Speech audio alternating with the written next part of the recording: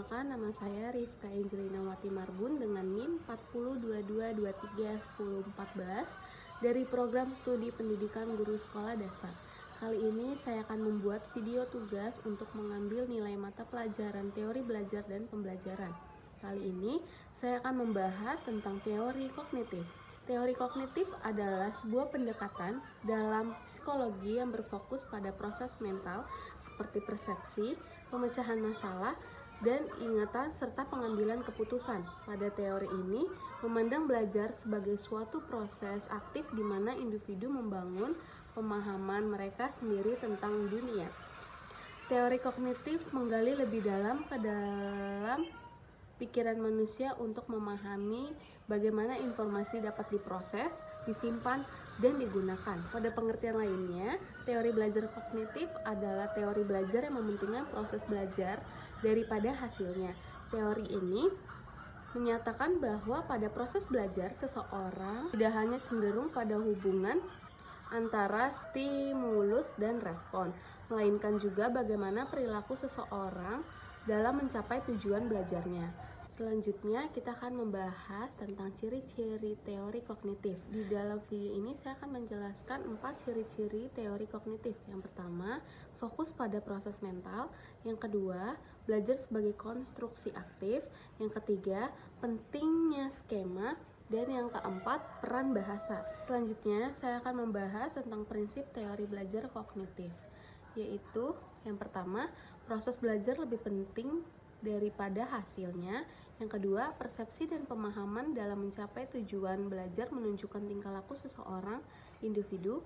Yang ketiga, materi belajar dipisahkan menjadi komponen kecil lalu dipelajari secara terpisah.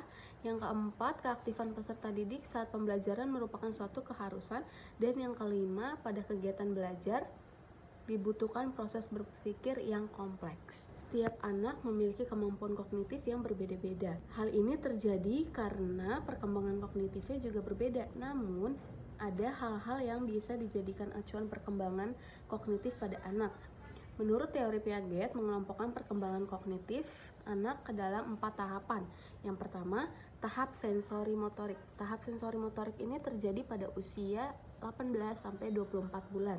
Yang kedua, tahap praoperasional. Tahap praoperasional ini terjadi pada umur 2-7 tahun. Yang ketiga, tahap operasional konkret. Tahap operasional konkret ini terjadi pada usia 7-11 tahun. Dan yang keempat, tahap operasional formal. Pada tahap operasional formal ini terjadi pada usia 12 sampai umur ke atas. Sekarang saya akan menjelaskan implementasi teori kognitif dalam praktek pembelajaran. Di dalam video ini saya akan menjelaskan 5 bagian.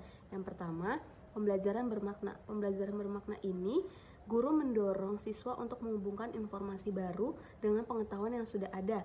Ini dapat dilakukan melalui analogi, metafora, atau contoh-contoh yang relevan dengan kehidupan siswa.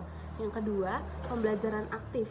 Pembelajaran aktif ini siswa didorong untuk terlibat secara aktif dalam proses pembelajaran, dapat melalui diskusi, kelompok, proyek, atau eksperimen. Yang ketiga, pembelajaran berpusat pada siswa. Guru menciptakan lingkungan baru atau menciptakan lingkungan belajar yang memungkinkan siswa untuk mengeksplorasi ide-ide mereka sendiri dan membangun pemahaman mereka. Yang keempat, penggunaan strategi kognitif, yaitu guru mengajarkan siswa berbagai strategi kognitif seperti membuat peta pikiran, membuat rangkuman, dan mengajukan pertanyaan. Dan yang kelima, penilaian otentik, yaitu penilaian lebih berfokus pada pemahaman konsep daripada hanya menghafal fakta. Contoh ini dapat dilakukan dengan menggunakan proyek, presentasi, atau portofolio.